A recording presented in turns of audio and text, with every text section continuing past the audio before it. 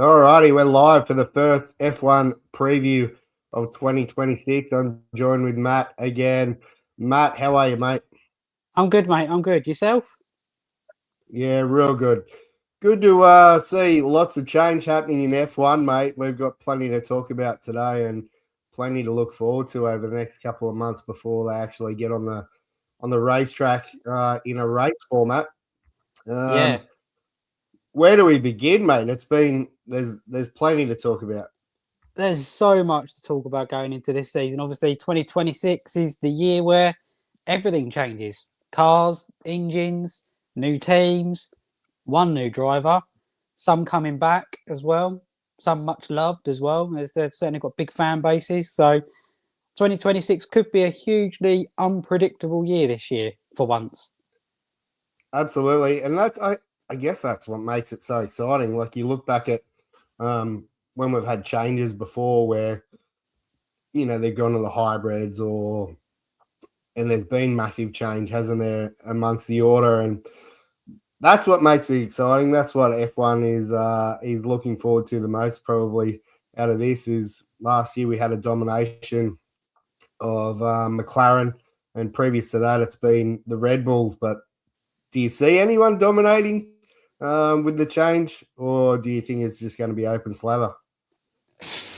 Hard to tell at this stage. I mean, the only concern with a rule change is that there's always usually someone that comes out on top. So, like the last massive rule change we had over to the hybrid engines, Mercedes were donkeys out in front of everybody, so much so that they were told to turn their engines down so everyone can try and catch up. So there's always that fear, and there's already the political drama going on in the background already before the cars have even turned a wheel that supposedly Mercedes and Red Bull powertrains, Ford, have got some kind of trick with the compression point of the engine.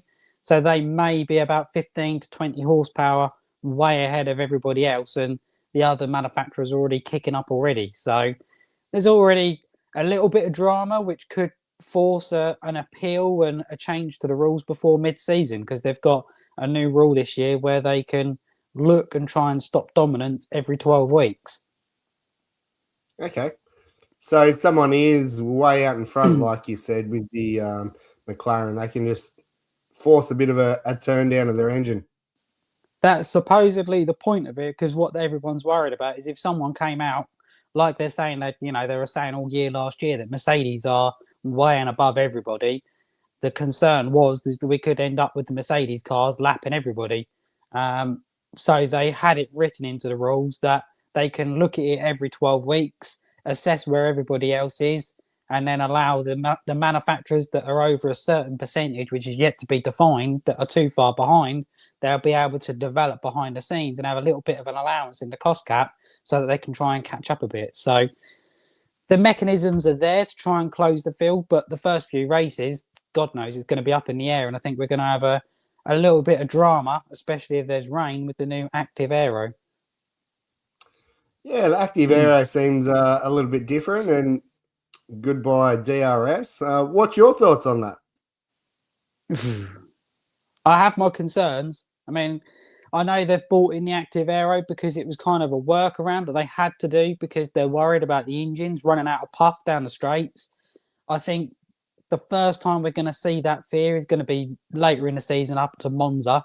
There's talk that the cars are going to have to be lifting off down the straight to try and restore energy back into the batteries, which is why they came up with the active aero. But they've yet to decide on whether they're going to be able to use that in wet races. So are we going to get cars that are massively slower in the wet races?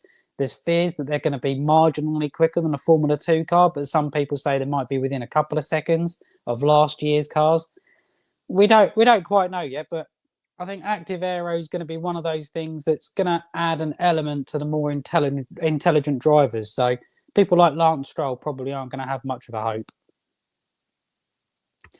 Come on, mate. It's 2026 and we're already bashing on Lance Stroll. Come on. It's got to be done, isn't it? He's still on the grid while He he's hasn't there. done anything wrong yet. Yeah, that's He hasn't done anything wrong yet. Mate, bit of testing coming up. We're just talking off air before, and you also mentioned Silverstone's got a couple of shakedowns as well. So on the screen, you've got the test one in Barcelona, end of January, Bahrain in Feb, and Bahrain again the week later. And what's the news about the Silverstone shakedown? Well, there's obviously some shakedowns of some cars going to be happening at Silverstone because Silverstone had put all over social media about do not turn up with cameras, do not turn up with video recording equipment. It's forbidden. So clearly F1 teams are going to be there shaking down before pre-season. 99% of the grid anyway are based in and around Silverstone. So it's logical that they're all going to be there shaking down. And you can bet your bottom dollar whether it's going to be a track marshal or someone that manages to get over the gate. There'll be spy images. When Audi hit the track last week around Barcelona, you had all these sort of grainy images, and that was kind of mixed in with some dodgy AI versions, which were proved to be fake. And then Cadillac this week had their shakedown as well around Silverstone. There's been a few rumblings coming out of that today, that Cadillac's Ferrari engine wasn't performing very well. So obviously Cadillac have kept it very quiet. We'll have to see how that shakes out, but already there's rumbles about the Ferrari engine might be struggling already. Okay. I did see a little bit about that with the Ferrari engines. Thoughts on Cadillac going forward? I know two drivers are going to be very happy to be back in the driver's seat. I've seen a fair bit of Valtteri Bottas in his social medias over the sort of summer break. Well, it's our summer break, not your summer break, but he's been loving life over here. But he has. I can tell he's looking forward to getting back in the seat. Yeah, I think both Sergio and Valtteri are looking forward to getting back on the grid this year. Obviously, Sergio brings a hell of a lot of Mexican supporters to Cadillac, and it's an important market for General Motors as well. Obviously, personally, I think out of the pair of them, I think probably Bottas is going to slightly edge it. But it's going to be a tough year for Cadillac. Any expectations that are going to be any better than the worst team on the grid? We've got to be realistic. They're going to be tail end Charlies. They've just got to be respectable this year and build their foundations. I mean, they haven't even got a proper factory yet. They're still building it in America. They're not really a true works team until 2029 or 2030. Until then, they're a Ferrari customer team. So at the moment, keep the expectations low. We'll see what obviously news comes out over the next few weeks about their commercial partners and everything else that they start building up for the future. But I think respectability has got to be the key word for them in 2026, I think. Yeah, I agree. I don't think they should have any expectation on anything performance-wise other than getting a car to a competitive level. Having the two experienced drivers whilst testing all their engine and testing their new car obviously is going to be a massive help for them. And we, in the next 2 years, I think they signed a 2-year deal, didn't they? They did, yeah. They've both got 2 years. Yeah. Probably, I think Perez has said that he wants to come back to prove Red Bull wrong. I don't know whether Perez's hunger is quite there. I know Bottas is definitely hungry for it because he was kicked off the grid for, he wanted really to stay. Whereas Perez's head had completely gone at Red Bull after being pummeled by Verstappen. So he may feel he's got a point to prove, but I think Bottas is going to come out on top in that little battle this year. Yeah, I think so too. Going to be good to watch. I've watched it, as I said, a fair bit of Valtteri Bottas, his different things that he's been posting, and I think he's just started a podcast as well, just on the day-to-day life of what he's been doing, and he's basically been cycling and drinking wine is all he's been doing, and he's got I think he's got a gin or a vodka or something that he's put out over here as well. So I see on him. I see on the old Facebook that he's preparing for pre-season with all the shots lined up. Best kind of pre-season prep. He's probably going to need a few of them over the year. I would say so. The Red Bull launch, mate, it was pretty out there. Bit different though. I know F1 has a pretty It's pretty much your time zone is the sort of base around most of the other teams' launches and stuff like that. But they had an American time slot, American prime time slot for their launch. I guess trying to pick up that American audience with the Ford engines. I'm not sure, but yeah, it was a different launch, that's for sure. Yep, certainly. Obviously, F1 being American owned and hugely American emphasized, and now Ford on board as well. The launch as well, I believe, was also at Ford's new Detroit factory as well. So it was all about the glitz and glamour. And as Red Bull do, they always do everything with a bang. And they brought in one of their Red Bull Air Race planes to take the covers off the livery for this year, which I have to say does look very, very sexy this year. Love it. Glossy this year. I can't remember it being that glossy before. Is it? That's back to the OG days, how they used to be before they went matte, which apparently was a Christian Horner thing. Apparently, Max Verstappen's been saying for the last 2-3 years he wanted to go back to gloss, but because of the whole weight thing, they wouldn't allow it. But yeah, I think it looks amazing. I think around Las Vegas and Singapore, that is going to be a very, very good colour scheme. Yeah, well, a couple of photographers I follow are pretty excited about the gloss as well. They reckon it's going to photograph a lot better than what the matte did. So interesting to see. Now, obviously, some big changes for Red Bull with the powertrain coming from Ford. Mm-hmm. And you were saying earlier that they might have a little bit of an advantage there. Hopefully, we don't see Max Verstappen with any more advantage than what he needs. Hopefully, it's a nice even playing field. But any other news around those powertrains that you can think of, Matt? Well, Red Bull kind of, in one hand, there's the rumours around there that they're the one team along with Mercedes that have got this loophole that they've found. But then Ford themselves have said, don't expect much from us from the first few months because we might be a bit crap. So it's kind of 50-50. I think Red Bull have taken on a huge challenge on building their engines. I mean, it may have the Ford sticker built on it, but at the end of the day, it's made in Milton Keynes. Ford are coming in to offer their services and financial backing on the electrical side, but the main actual powertrain is made in Milton Keynes, and they've never done this before. Although they've been cherry picking the best engineers they can get their hands on from the likes of Renault when they shut down their engine program last year, and from Mercedes and from Ferrari. And they also got some from Honda when Honda originally were going to be pulling out until they stayed. So they've got as many people as they possibly can, but you're trying to put all of that into a collection and build something from scratch. So I think it's going to take a couple of years, realistically. Look how long it took for Honda to get it right. They took 3-4 years of being miserable until eventually they got things right and started winning. Yeah. If Red Bull were to be down the order, do you think that'll be the end for Max Verstappen and he'll retire? Absolutely. Well, not retire. I think it'll be the end for Max Verstappen F1. At Red Bull.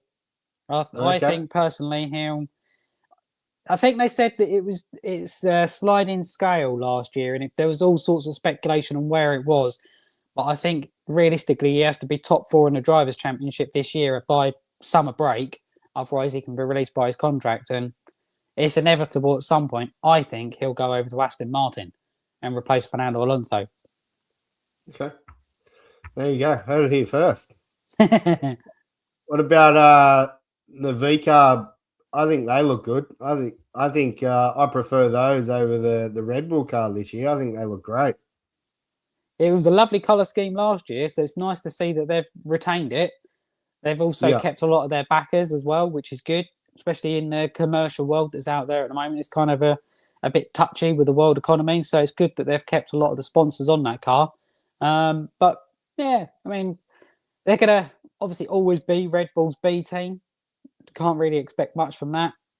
Liam Lawson's got a lot to prove this year as the team leader as well, so we'll see how he goes. And who's the other driver with Lawson this year? That's a young British driver with a Swedish dad and an Indian mother, I believe, called Arvid Lindblad, who will be the only rookie and the youngest driver on the grid this year. Pretty decent driver. So we'll see how he goes. And he was F2 last year.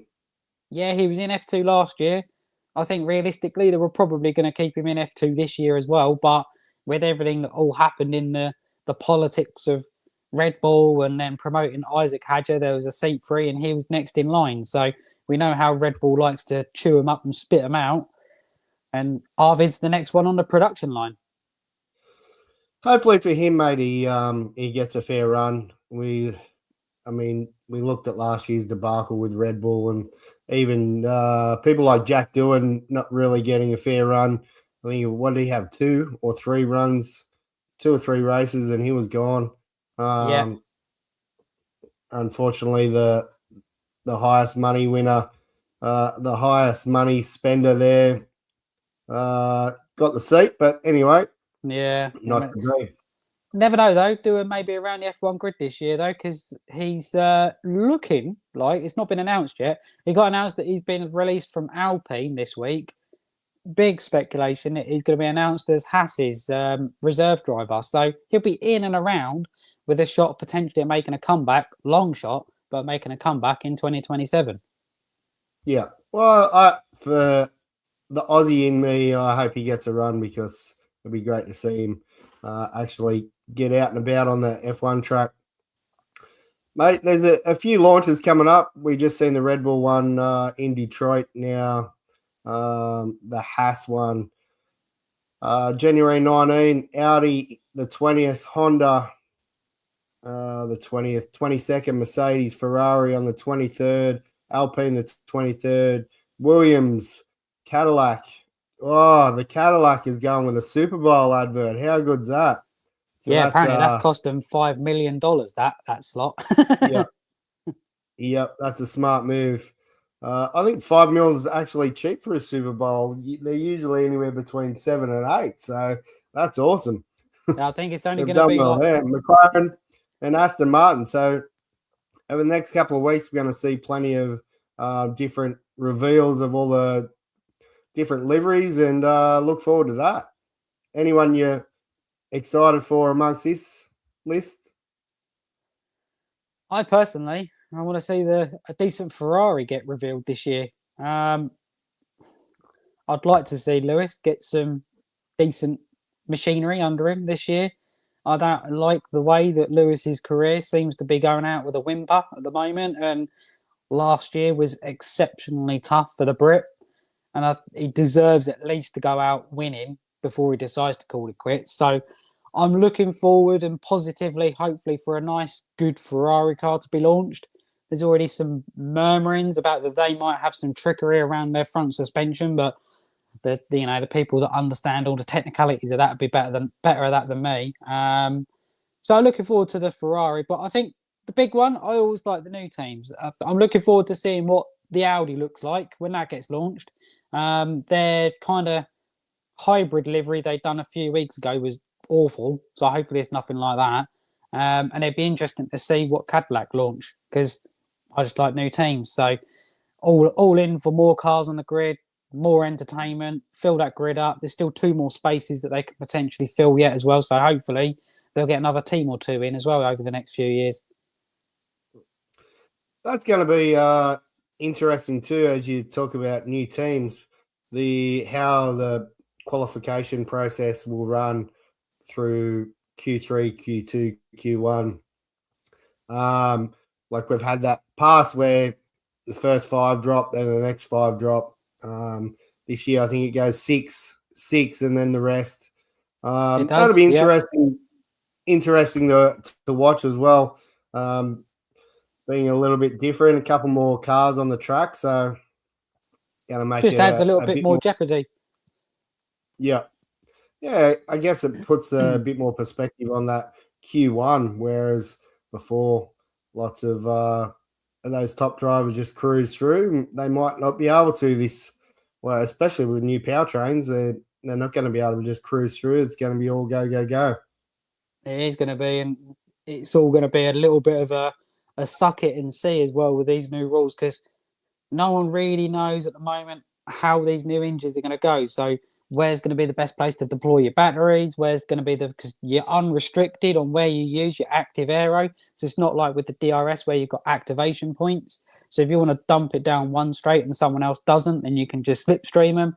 There'll be a whole new way of managing your qualifying and your race and your strategy. So it's going to be completely different this year. In the first few races, there's going to be probably some big whoopsies by some notable names, just because people would be trialing different things. So I like it. You throw something different out there, as long as it doesn't end up having some kind of backlash on it. There's been a bit of negativity in the press and through a lot of F1 channels at the moment saying about they think it's going to be rubbish and they think a lot of it's not going to work. You've got to give these things a few races to settle down before you can sort of start slamming it and saying whether it works or not. Yeah. Yeah, great. Another one to think about, mate, this year, obviously Lando Norris come out on top as the drivers' champion. Do you think, do you think there'll be any new rules around? I know we had last year pretty much open slather with McLaren. Do you think they will change the way they drive this year in regards to who's going to be the leader, or do you think it'll be open slather again? Do you think? Personally, I think Lando should get the chance to be the number one driver to back himself up for the championship, but you've got an equally as good driver right beside him, so makes it tough. Personally, as a Brit, I would love to see Lando win, but I've had conversations, obviously, with friends and things like that as well. I'd openly say I think Lando is a one-hit wonder. Great lad, fantastic lad. He made the most of it in 2025. Don't debate that he deserves his championship this year or last year, and he deserves number one on the car. Probably Max maybe even deserved the championship last year because he drove the balls off that Red Bull, even though it wasn't the best car, and he had his hand tied behind his back at certain points mid-season. I don't know. I think Lando is a one-hit wonder. I think Oscar, I said it all the way through last year, I think Oscar is a more naturally talented driver. I just think he had a bit of bad luck and he had that wobble around Baku and sort of the last third of the season where he bollocksed it up a little bit. But I don't know. I think Oscar will come out all guns blazing. But I have the caveat is I think this year could be Oscar Piastri's last year at McLaren. Whew. Yeah, I agree on that. First of all, I am going to clip that for sure. You calling Lando hit wonder, but yeah, I agree that it'll be his last year. Mark Webber come out at the end of last year, and he wasn't happy, obviously, the way things panned out and different things. Swapping drivers around first to second and things like that during the year, and he sort of made it clear he wasn't happy, but I hope he stays at McLaren, but I think you're right. I think he's probably gone, and who knows where he'll end up. Hopefully it's not at Red Bull, but I think I personally think it's going to either be Red Bull or Ferrari, because I think the three big players are good. I think it's half the grid are out of contract come the end of 2026. And everyone really wanted status quo this year because they wanted to see where everyone sort of slotted in team-wise for this year's new rules reset.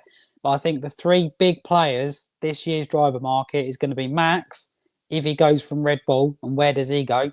Whether he's going to go to Mercedes after constantly flirting or whether he goes to Aston Martin. I think Charles Leclerc will want out of Ferrari, despite the fact he's got a contract until 28 or 29. I think he's going to want out of Ferrari if they're not winning.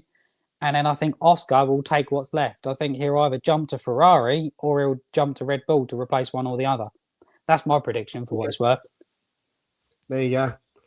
Yeah, it's going to be an interesting season, mate. Plenty of drama to come up with the new rules, the way the aero system works, no DRS, new powertrains, more battery in the hybrid engine. So it's it's going to be an epic season now. Not one to go off early and give any predictions on who you're going to see win, but I really hope that Oscar Piastri gets it done this year for the Aussies and gets out there at the top of the table. But I mean, with all these changes, it's going to be anyone's race, really. Will we see a rookie come up or one of last year's rookies come through and dominate? Like you've got Hadjo in one of the top seats, and Mercedes have got, two youngish drivers up there. So I think this year is definitely going to be the year where, certainly the beginning of the season, there's going to be some shocks. I definitely think there's going to be a few surprises out there. Hadjar did say at the Red Bull launch, he did say he's targeting at least one win in 2026. And I think he's got that little bit of an edge to him. He's got that arrogance to him that I think he won't take crap off of Max. I don't think he's going to lose his head. So he could be one to watch. At the moment, we don't really know anything until the cars really get to Melbourne. I think the only thing we can probably say with certainty is it will be a Mercedes car. Mercedes engine that's going to be up the top, whether that's Mercedes themselves or whether that's McLaren, maybe even, shocker, maybe even look at Alpine, Mercedes customer. They've had a whole year preparing because they put 2025 in the bin, all for this season. There's rumours out there that Alpine have actually got the only car. There's a little dude. Alpine are the only car that supposedly hit the weight limit. There he is. Say hello. Can I see Milo Coco? We're live, dude. Milo and Coco in bed. It's night time over there. It's night time. They're in bed, mate. They're in bed. They've been out for a long walk. We might be able to see them later. You say hello to everybody. Hi, everybody. All right, buddy. Bless him. At least he's got some underpants on. Worrying thing is if I didn't have any underpants on. Well, I'm not standing up. Mate, thanks for catching up today. Plenty of F1 news still to come. Lots of launches. We are gonna go try to go live or record something each week, whether that be a little shorter podcast or whether it be clips around the F1. But the F1 is going to be hitting our screens anytime soon with all the different updates and news, mate. So I appreciate you coming on. Your time, it's close to 10 o'clock over there at night, 9 o'clock over here in the morning. So it's not a bad time zone for both of us. We got.